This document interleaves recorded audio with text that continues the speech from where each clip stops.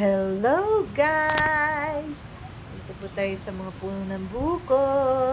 Ayan, ayan, ayan. Oh, diba? Panay puno. Ayan. Ito ang aming tinulugan sa Dasol. Ay,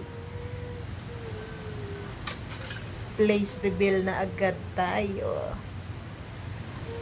Okay. Ayan.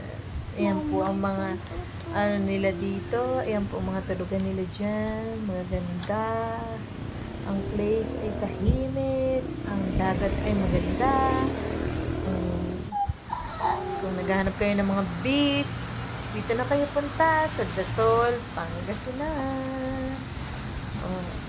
Buko, buko. O, yan po, may dalawang batang makulit. Ay,